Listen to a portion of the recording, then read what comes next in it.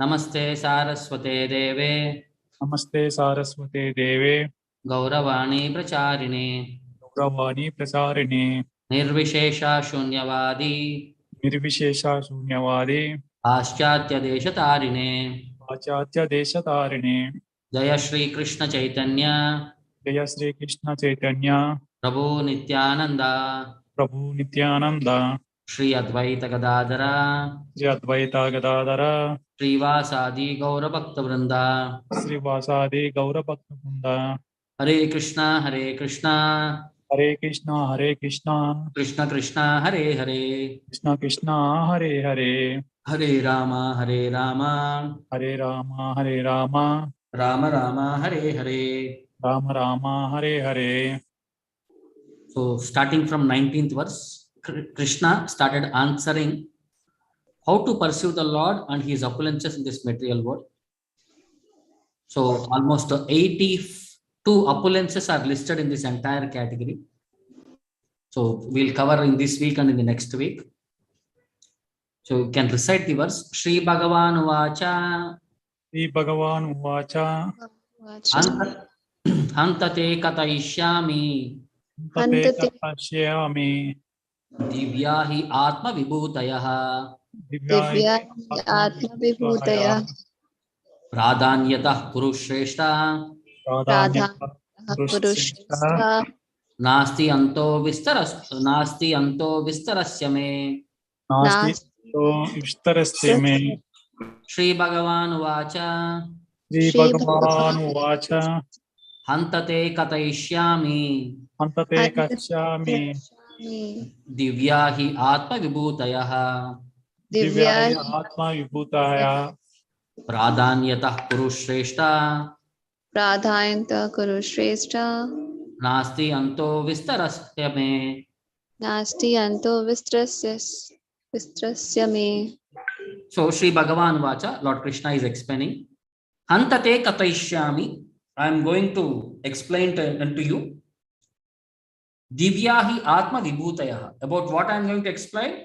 The splendorous manifestations are the opulences. Divyahi, which are transcendental.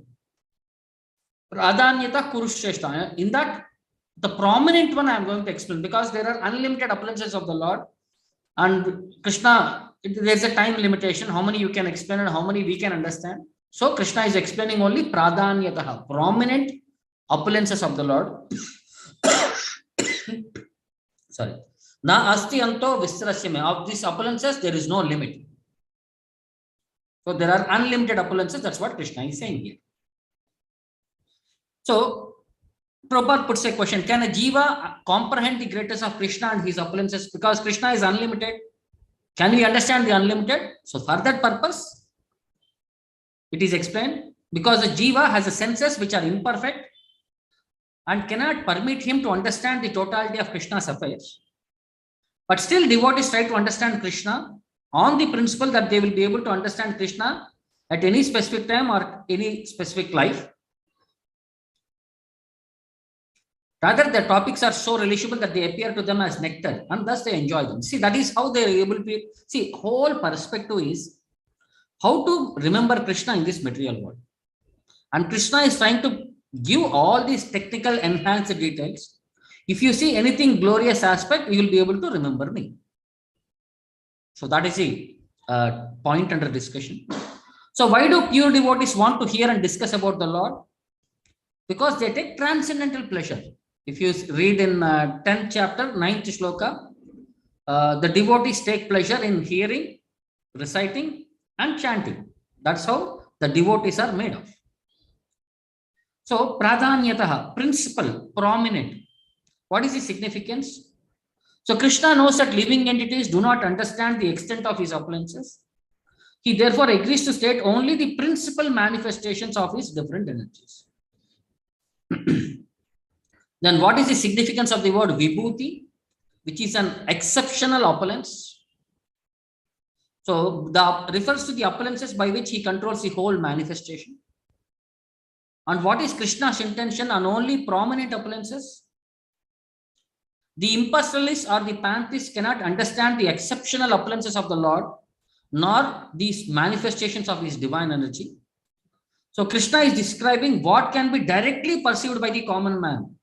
Thus, part of his variegated energy is described in this way. So only that things which can be perceived by common man, not only just by Arjuna, even by common man in future, in all times and all circumstances. That's why only prominent things which are perceived by common man are explained here. The next verse, all of you can recite.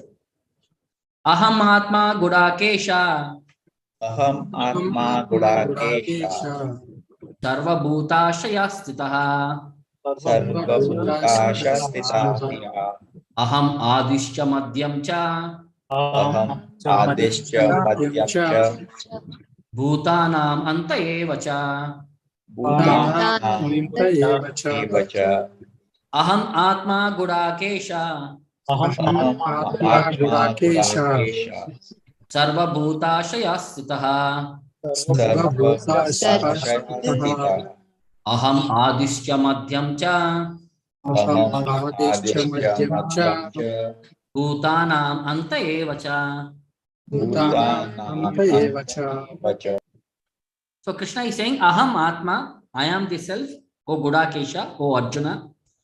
Sarva Bhutashaya Stitaha, who is situated in the heart of all living entities. Aham Adihi, I am the beginning. Madhyam Cha, I am the middle.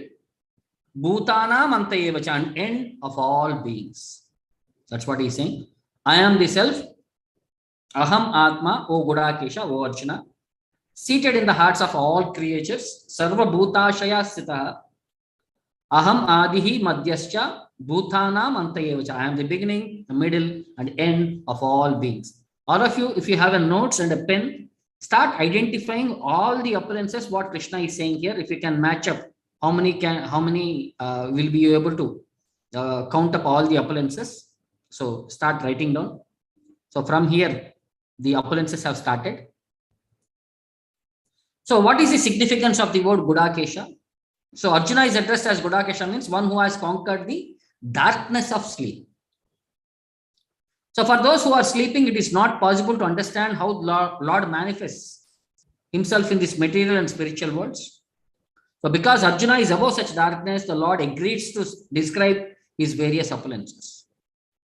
The word Gudakesha had come because Arjuna in his childhood, he was practicing archery even in darkness.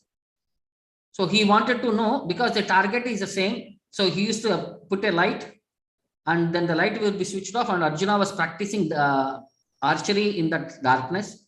So when his guru observed him, and then he gave him the title Gudakesha, the one who has conquered darkness. A devotee, because he is in personal contact with the Lord, so he is also above this darkness of this material ignorance. He is also known as Gudakesha, as Arjuna. So the Supreme Lord is existing as the super soul in all manifested universes. He is the cause of all causes. He lies known as Maha Vishnu in the cosmic ocean, Karanodaka ocean. And from his body, the universes sprout. He maintains the entire universal elements. At the end, all the elements along with the entire universe absorb into his body. So in that way, he is the Adi, Madhya, Antya.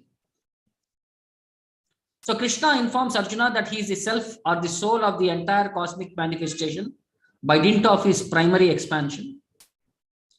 So he is the soul of the Mahatattva, the universal element, because unless the Lord as Paramatma is there, this material world is of, and without Lord, this world or even this body is useless.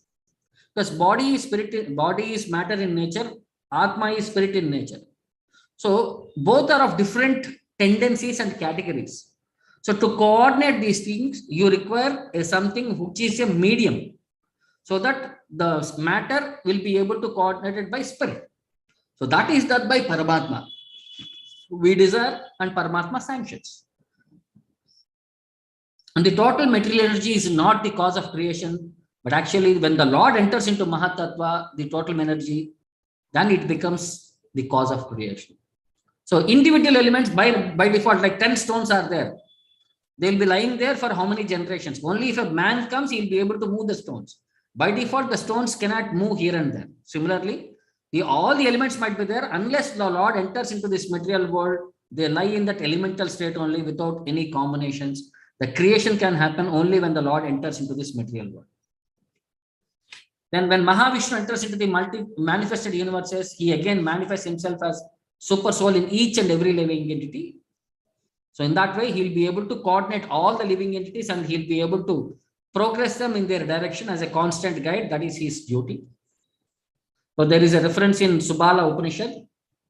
Prakritir adi sarva bhutantarayami sarva sheshi cha narayana. So Narayana, the Supreme Lord, is the antaryami of Prakriti and other elements and all living entities, and he is the chief among all entities.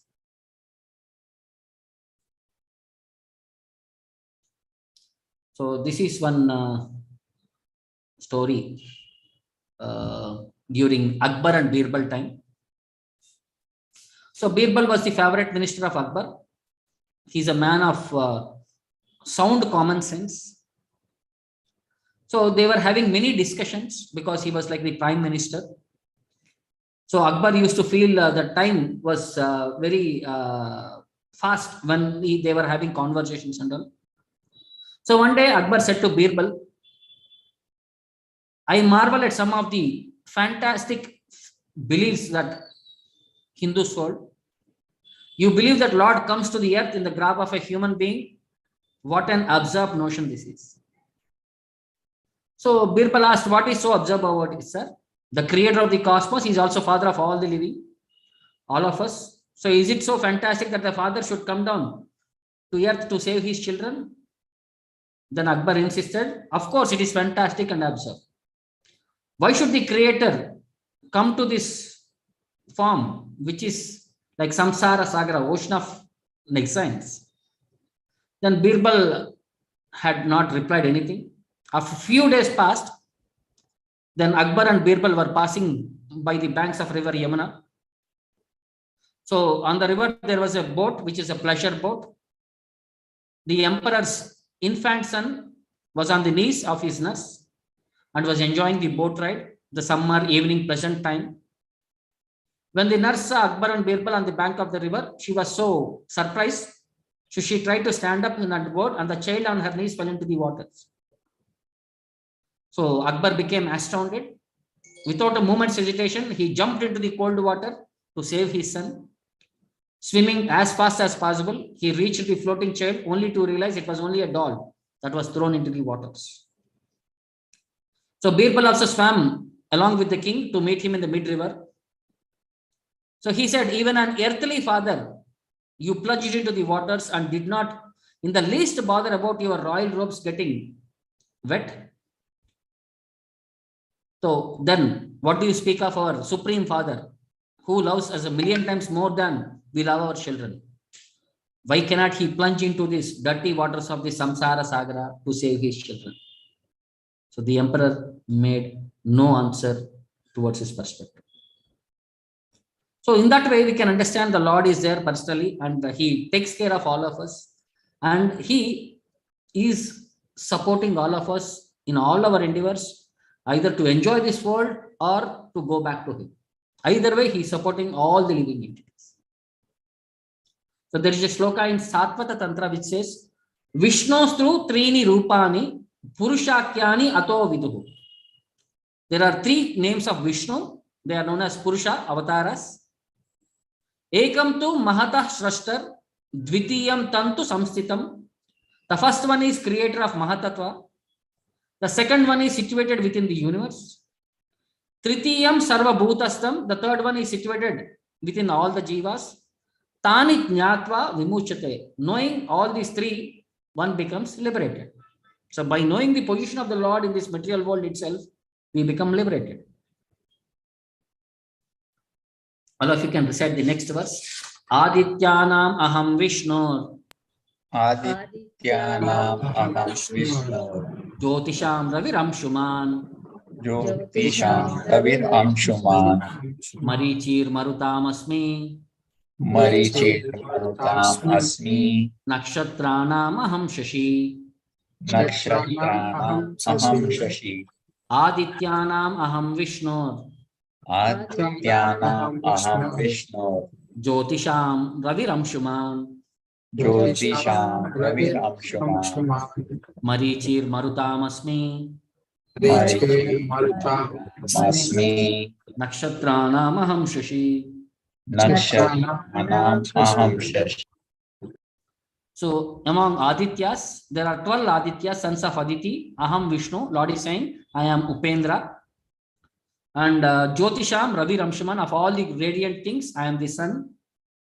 Marichir Marutamasmi, of all Maruts, the wind gods, I am Marichi. And Nakshatrana Maham Shashi, and among stars, I am moon. The 12 sons of Aditi are known as Vivashwan, Aryama, Pusha, Twasta, Savita, Bhaga, Dhata, Vidata, Varuna, Mitra, Shatru, and Urukrama. So these are the 12 sons of Aditi as per Bhagavatam reference.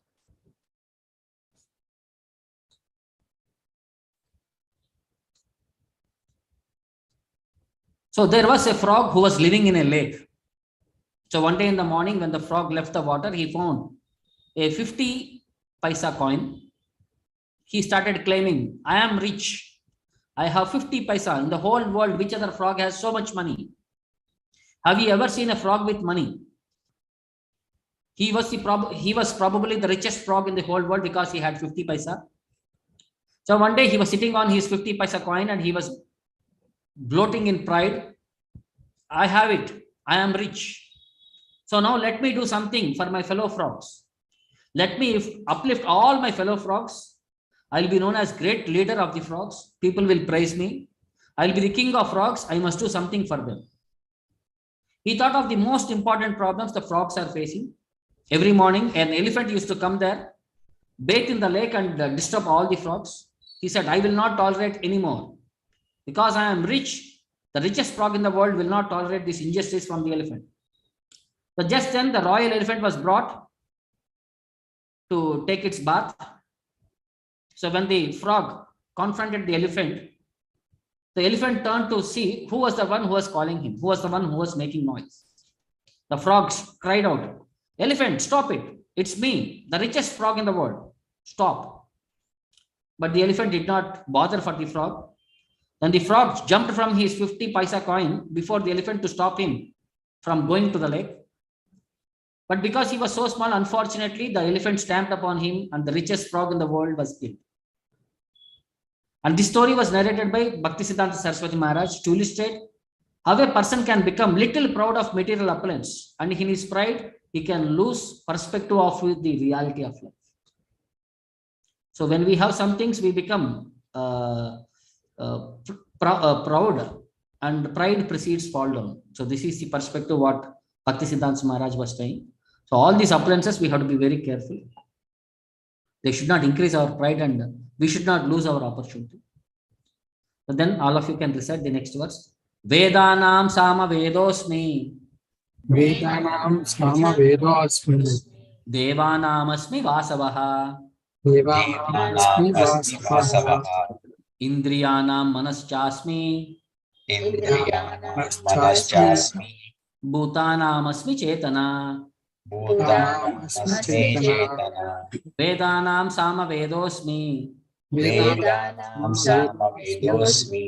Devanam asmi vasavaha.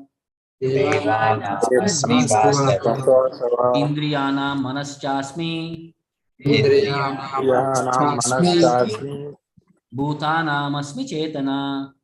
Bhutanam asmi chetana. So Krishna is saying among all the Vedas, he is Samaveda. Because Samaveda is a form of glorifying the Lord through songs. Devanam asmi vasavaha. Among demigods, I am Indra. Indriyanam manaschasmi. Among senses, I am mind. Bhutanam asmi chetana. I am consciousness among living entities. So of the Vedas, I am Samaveda. Of the demigods, I am Indra. Of the senses, I am the mind. And in the living beings, I am the living force, Chetana, consciousness, knowledge. So in one lecture, Prabhupada says, the Samaveda means realization of the God by singing, by music. Dr. Patel, by music, I am the soul of the music. Prabhupada, yes. Therefore, Hari Kirtana is Samaveda, glorifying the Supreme. That is stated in some other place. Yam Brahma Varunendra Rudra Stuvanti Divyai Stavair Vedai Sanga Pada. Kramo Vishniter Gayanti Yam Samagaha. Gayanti, so Gayanti, chanting is following the Samaveda. And Samaveda, Krishna says, I am especially Samaveda. In that way, like among Vedas, I am Samaveda, I am among demigods, I am Indra, among senses, I am mind. So next, Rudranam Shankarashchasmi. Rudranam Shankarajasmi. Vittesho Yaksha Rakshasam. Vittesho Yaksharakshasam. Vasunam Pavakaschasmi. Vasunam Pavakaschasmi. Meru Shikrinamaham. Meru Shikrinam Aham. Rudranam Shankarashchasmi. Rudranam Shankarajasmi. Vittesho Yaksha Rakshasam. Vittesho Yaksharakshasam. Vasunam Pavakaschasmi. Vasunam Pavakaschasmi. Meru Shikrinamaham. Meru Shikrinam Aham. So there are 11 Rudras, Ekadasha Rudras. He is saying, among them I am Shiva. Among the protectors of wealth, I am Yakshas and Rakshasas. I am Lord of Wealth, Kuvera. Vasunam Pavakaschasmi. Among Vasus, I am fire, Agni. Meru Shikrinamaham. Among the mountains, I am Meru. So the 11 names of Lord Shiva are Manyu, Manu, Mahinasa, Mahan, Shiva, Ritadvaja, Ugrareta, Bhava, Kala, Vamadeva, and Drutavrata. And the 8 Vasus are Apa, Dhruva, Soma, Dharma, Anila, Pavaka, Pratyusha, and Prabhasa. The next one, Purodasham cha Mukyam Mam. Purodasham cha Mukyam Mam. Vidhi Partha Brahaspatim. Vidhi Partha Brahaspatim. Senaninam Aham Skandaha. Senaninam Aham Skanda. Sarasamasmi Sagaraha. Sarasasmi Sagara. Purodasham cha Mukyam Mam. Purodasham cha Mukyam Mam. Vidhi Partha Brahaspatim. Vidhi Partha Brahaspatim. Senaninam Aham Skandaha. Senaninam Aham Skanda. Sarasamasmi Sagaraha. Sarasasmi Sagara. So among priests, Krishna is saying, know me to be the chief Brahaspati, the Lord of devotion. Then of generals, Senaninam Aham Skandaha. Of generals, Senaninam, I am Skanda. Sarasam Asma Sagaraha. Of the bodies of water, I am the ocean. Then Maha Rushinam Bruguraham. Maha Rishinam Bruguraham. Giramasmi Ekam Aksharam. Giram Asmi Ekam Askaram. Yajnanam Japayajnosmi. Yajnanam Japayasnosmi. Stavaranam Himalayah. Stavaranam Himalaya. Maharshinam Bruguraham. Maharshinam Bruguraham. Giramasmi Ekam Aksharam. Giram Asmi Ekam Aksharam. Yajnanam Japayajnosmi. Yajnanam Japayasnosmi. Stavaranam Himalayah. Stavaranam Himalaya. See, earlier there was Shikarinam Meruhu. Means Shikarini means mountains which can fly. Stavaranam, there are mountains which don't fly. That's why he is saying I am Himalayas. That's the reference. So Maha Rishinam Bruguraham. Among the great sages, I am Bhrugu. Giram Asmi Ekam Aksharam. Of the vibrations, I am transcendental Ekam Aksharam Om. Yajnanam Japa Yajnosmi. Of the sacrifices, I am the chanting of the holy name Japa. Stavaranam Himalayah. And of the immovable things, I am Himalayas. So there was a king by name Ibrahim for a region called Bhal. So he had everything in the world. He was a master of pleasures, positions and power, but he was not happy. So there was a sense of emptiness within him. He was in quest of something higher. So one day when he was sitting in his court, a strange man entered his premises and behaved in a peculiar way. He entered the king's presence and spreading his carpet on the floor, he started lying down on it. So by which the king was naturally offended by his peculiar behavior and said to him, "How dare you behave this in my presence?" The stranger said to the king, "O king, I thought this was a traveler sin, a musafir kana." In a sheer wonder, the king expostulated, "You must be out of your mind. How can you call my palace a traveler's inn?" The stranger replied, "O king, pray do not be angry with me, but answer my questions. Tell me who lived in this palace before you." The king said, "My father, of course." "And where is your father now?" "My father is dead and gone." "And who occupied the palace before your father?" "My grandfather." The king was becoming impatient. "And where is your grandfather today?" "He is dead and gone." "And before your grandfather?" "My great grandfather." "And where is he today?" "If they're all dead and gone." "Then surely," said the stranger to the king, "in this that you call a palace, men have come and men have gone. Am I wrong therein calling it a traveler's inn? You call it a palace, I call it a musafir khana. O king, you are a traveler, and one day will come when you too will have to move on." So it's saying this, the stranger vanished. But his words started to linger in the mind or in the heart of the king until the blessed day came, when he renounced his palace, the luxuries and comforts. The king became a mendicant and went out in search of quest for work. So that emptiness in the heart is the one opportunity for one to realize that there is something superior. These opulences are all not all in all. They cannot fulfill or satisfy our inner desires. Okay. Next, Ashwattaha sarva vrikshanam Swataha sarva Shanam deva rishinam cha naradaha Deva Rishinam cha Narada gandharvanam chitrarataha Gandharvanam Chitrarataha siddhanam kapilo muni. Siddhanam Kapilo Kapilo Muni. Ashwattaha sarva vrikshanam Ashwattha Sarva Vriksha deva rishinam cha naradaha Deva Rishinam cha Narada gandharvanam chitrarataha Gandharvanam Chitrarataha siddhanam kapilo muni. Siddhanam Kapilo. Among holy trees, I am fig tree. Among sages of demigods, I am Narada. Among the Gandharvas, I am Chitraratha. And I am perfected being, Siddhanam, I am Lord Kapila.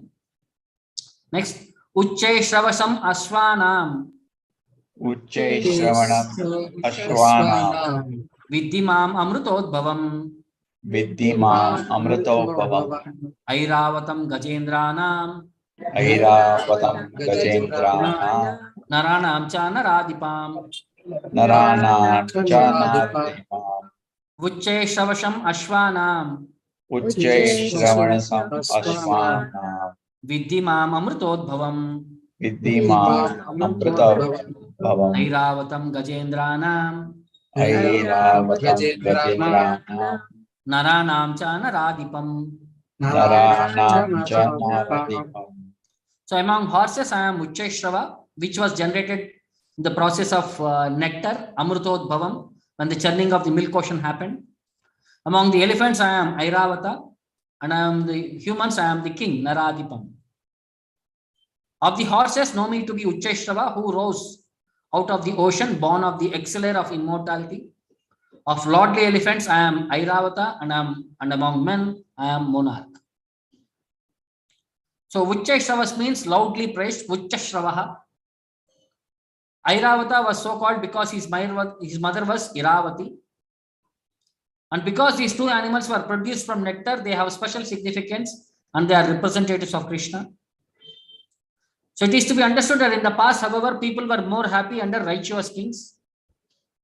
Next, Ayudhanam aham vajram Ayudhanam aham vajram Dhenunam asmi kamadok Dhenunam asmi kamadok Prajanaschasmi kandarpaha Prajanaschasmi kandarpaha Sarpanam asma vasukihi Sarpanam asmi vasuki Ayudhanam aham vajram Ayudhanam aham vajram Denu namasmi kamaduk.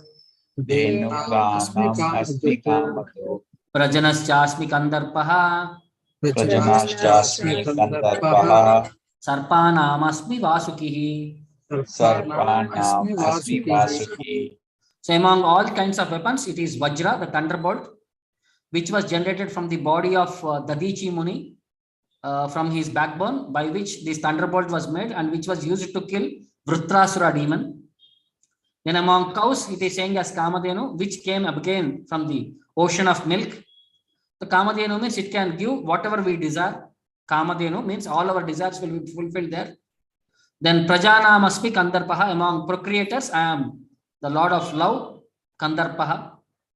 Sarpanamasma Vasukihi, among snakes, I am Vasuki.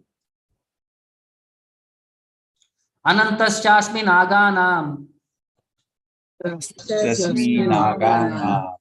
Varuno Yadasham Aham. Varuno yadasam aham. Pitrunam Aryama Chasmi. Pitranam aryama jasmi. Yama Samyamatam Aham. Yama sama aham. Anantaschasmi Naganam. Anantasmi nagana. Varuno Yadasam Aham. Varuno yadasam aham. Pitrunam Aryama Chasmi. Pitranam aryam jasmi. Yama Samyamatam Aham. Yama samyataham. So among celestial snakes, I am Ananta. Varuno Yadasham Aham. Among the aquatic deities, I am Varuna. Among the forefathers, departed ancestors, I am Aryama. And among dispensers of law, I am Yama, the Lord of Death. So there is a difference between Sarpa and Naga. Sarpa is serpents which are poisonous and single-headed. Nagas are non-poisonous and multi-headed. That is the difference here.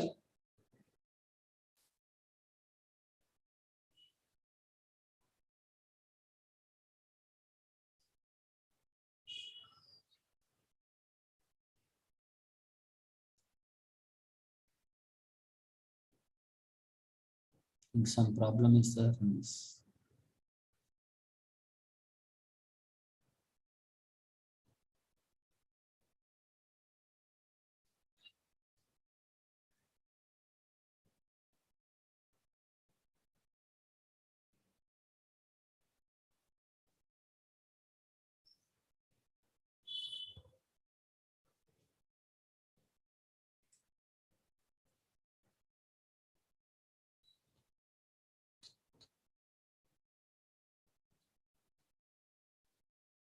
Sorry, some problem is there and that system is not responding. So some technical details I would like to explain, some of these things which are connected with these various aspects.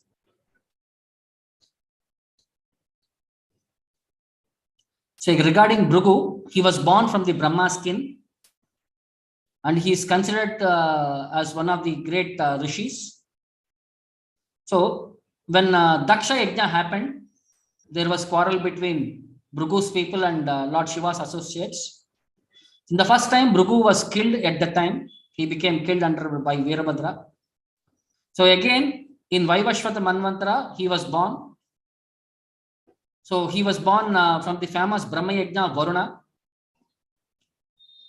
So the child who was born from Brahma's even, which fell into the sacrificial well, was brought up by Varuna and his wife Charsani. So consequently, this Bhrigu is referred as Varuna Putra and Charsani Putra. Since he was born in the Varuna Yaga, he is sometimes called as Varuna Bhrigu. So Bhrigu was the son of Brahma, born of Agni at Brahma Yajna conducted by Varuna. So beautiful and virtuous lady Puloma was the wife of Bhrigu. So even before Bhrigu married her, she was loved by another demon by name Paulomi. So on her marriage with Bhrigu bittered him, and he was waiting for an opportunity to kidnap Puloma. One day when Bhrigu went to take bath in the river, then Pulomi, this demon, entered the ashrama and he found his lady love. being watched by Agni. Then Pulomi compelled Agni to tell him whether the truth. Bhrigu had married Pulomi according to the rites enjoined in the scriptures, and Agni confessed it is not so. Then this Rakshasa took the form of a pig and carried her away. At the time, she was in the advanced stage of pregnancy. So on the way, she delivered, and the baby boy dropped down because of the heavy force. That's why he was known as Shavana Muni. And the radiance of this boy burnt the demon to ashes. Then wife was weeping profusely, and she came back home and informed everything what had happened to Bhrigu. And her tears became the river known as Vadusari. And Bhrigu became happy, and he cursed Agni that he will be eating everything and anything. So this is as per Mahabharata. And we also know how Bhrigu cursed Mahavishnu. And he also went to Vaikuntha to test all the great personalities. So at the time he went and kicked the Lord, Bhrigupada. We know how the Lord came into this material world in search of Lakshmi Devi, and he becomes Srinivasa. So this is one more story where Bhrigu cursed Mahavishnu. So there was a war. Always there will be a war between Devas and Asuras. So in that war, all the Asuras were defeated and many people got killed. So Aditi, she became very sad. She went and complained to Bhrigu. Then Puloma, she promised to find a remedy for this. She went to forest and started a tapasya for annihilation of all the demigods. As her tapasya gained force, all the demigods went and prayed to the Lord. And Lord had to kill Bhrigu's wife with Vajrayudha, and she fell dead. So this enraged Bhrigu, and he cursed Mahavishnu to become a human being in this material world and suffer the pangs of separation from his wife. So when this curse was pronounced, Mahavishnu released his Sudarshan Chakra. So Bhrigu fled everywhere in panic. At last, he came down and fell at the feet of Mahavishnu and begged forgiveness. So then Lord Vishnu withdrew the Sudarshan Chakra, and Bhrigu brought back his wife back to life. So to fulfill the curse of Bhrigu, Lord Vishnu appeared in this material world as Lord Ramachandra, the son of Dashrath Maharaj, to experience the pain of separation from his wife. This is the story which is mentioned in Uttara Ramayana.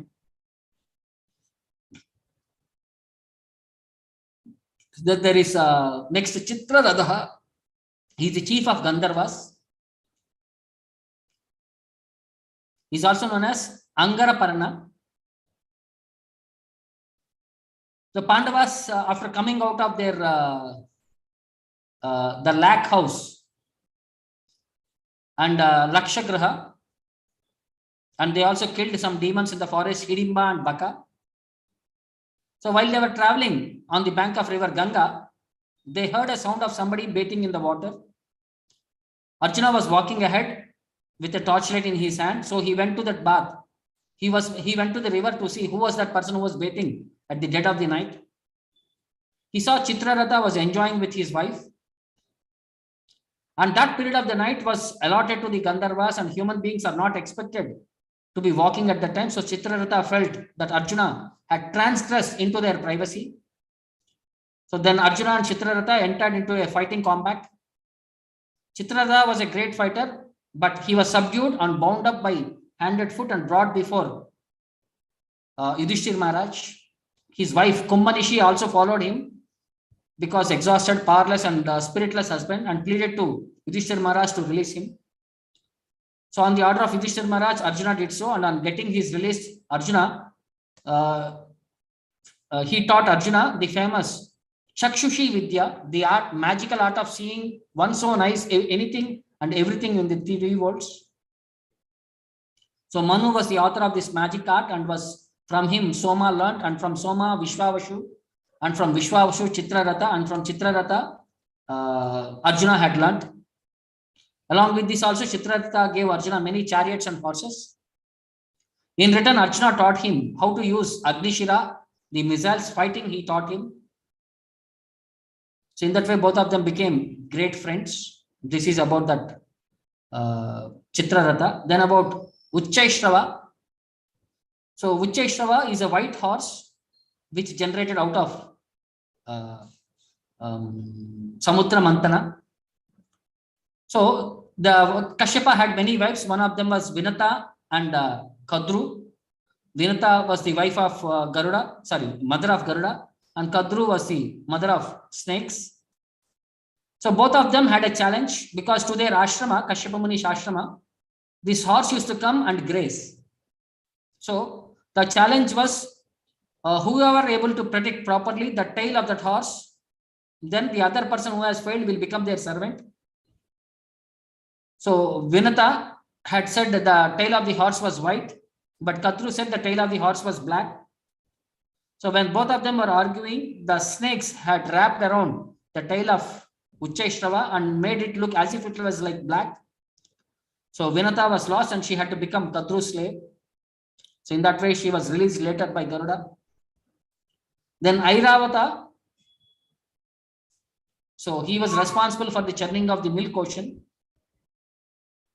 So once some of the celestial women, while they were passing through, they saw Durvasa Muni and they presented him a celestial garden with excellent fragrance.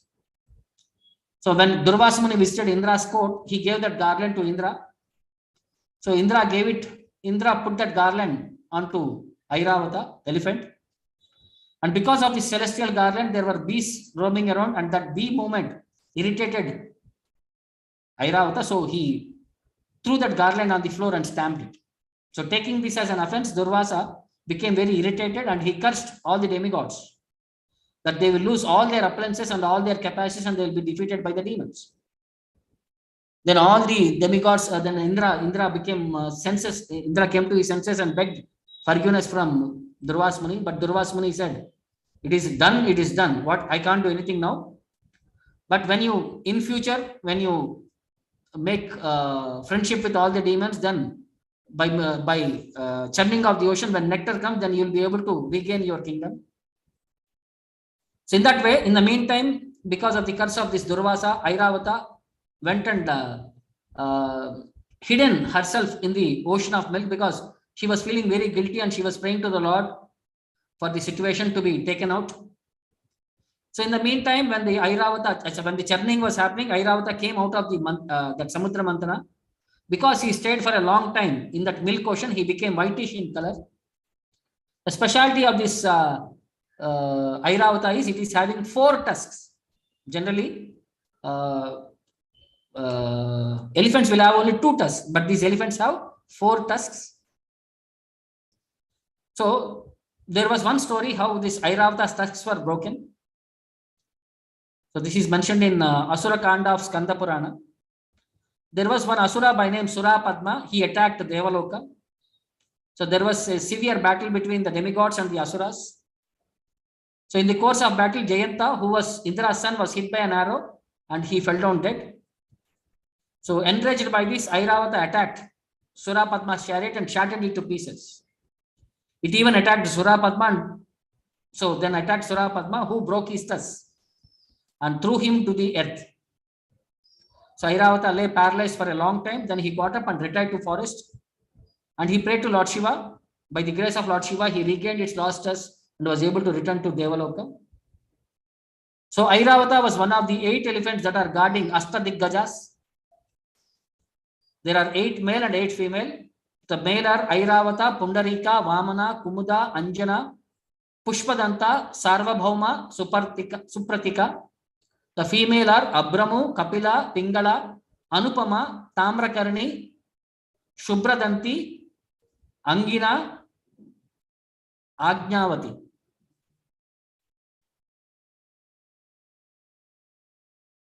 So these are the technical details what I had copied. More information I'll be able to share in the next verses also. So, thank you very much. Again, we'll meet in the next week. We'll understand more opulences of this Lord and we'll finish this chapter. All of you can also try to understand all these opulences and list down how many opulences you have got. Next week, we'll have a discussion and we'll get more technicalities. Thank you. Hare Krishna. Hare Krishna. Hare Krishna, Prabhu. Hare Krishna. Hare Krishna.